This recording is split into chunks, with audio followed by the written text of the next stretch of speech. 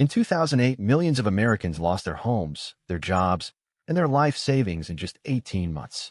And here's the scary part. We're now in the second longest economic expansion in U.S. history. You know what that means? The clock is ticking.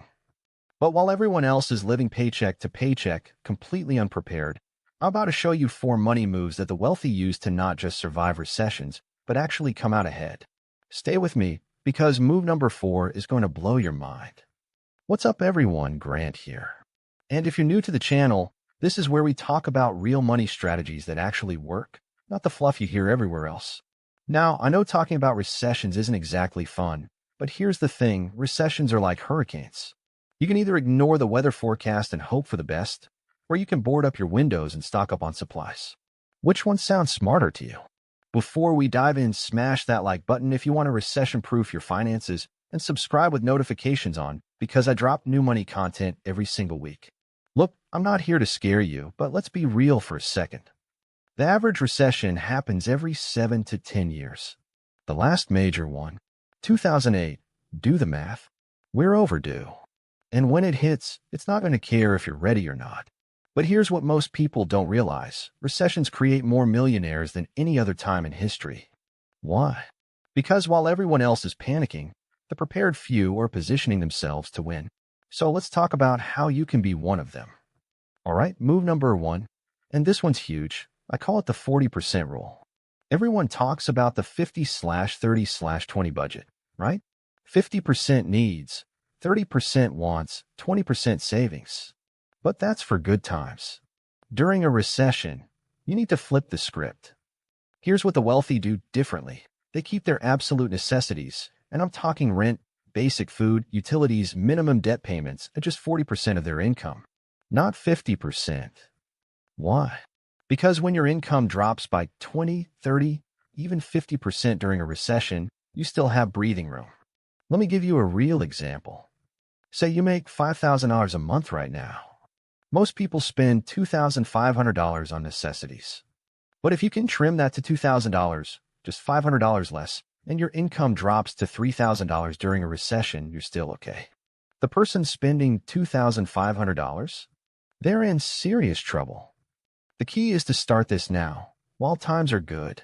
Cancel subscriptions you don't use, negotiate your bills, maybe downsize that car payment. Because once the recession hits, it's too late. Move number 2 is what I call the credit fortress strategy. And this is where most people get it completely backwards. When times are good, banks are throwing credit at everyone. When recession hits, they slam the doors shut faster than you can say unemployment.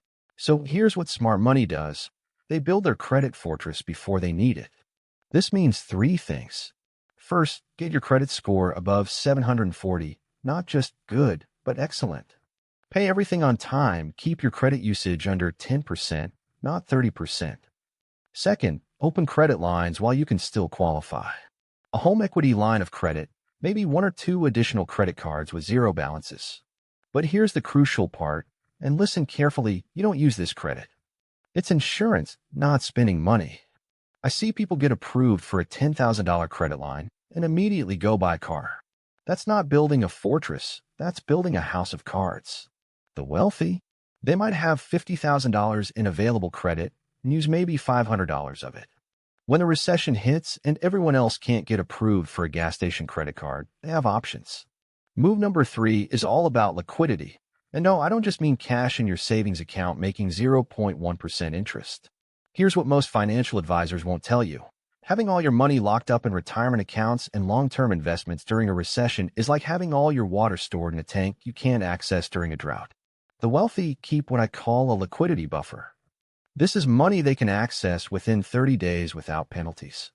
Yeah, you want your emergency fund, 3 to 6 months of expenses and high-yield savings. But beyond that, consider money market accounts, short-term CDs, even some stable value funds in your 401k if they allow it. Here's my personal rule. At least 12 months of expenses should be accessible within 30 days. Not earning huge returns, but liquid. Because when opportunities come up during a recession, and they will, you want to be able to move fast.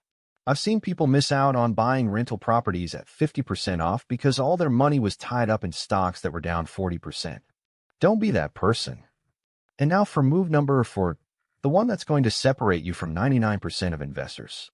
I call it the recession rebalance, and it's based on one simple truth. Your investment strategy during economic expansion should be completely different from your strategy going into a recession.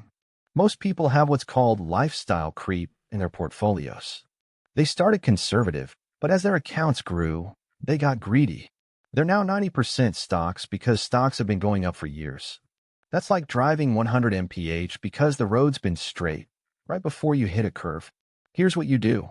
Any money you'll need in the next 5 years shouldn't be in stocks. Period. Move it to bonds, CDs, or high-yield savings now while your stocks are still up. But here's the advanced move, and this is where it gets interesting. Keep some powder dry, specifically for the recession. Cash that you can deploy when everything goes on sale. Stocks, real estate, businesses, everything gets cheaper. Warren Buffett has a famous quote, "Be fearful when others are greedy, and greedy when others are fearful." This is how you do it. Look, I know this might seem overwhelming, but here's the truth. The best time to prepare for a recession is when everyone else thinks the party will never end.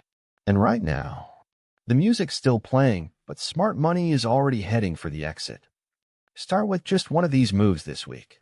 Maybe it's calculating your true necessities for the 40% rule, or checking your credit score. Progress, not perfection. If this video helped you see recessions differently, smash that like button. It really helps the channel. Subscribe for more real-world money strategies, and I'll see you in the next one. And remember, recessions don't destroy wealth, they transfer it. Make sure it's transferring to you.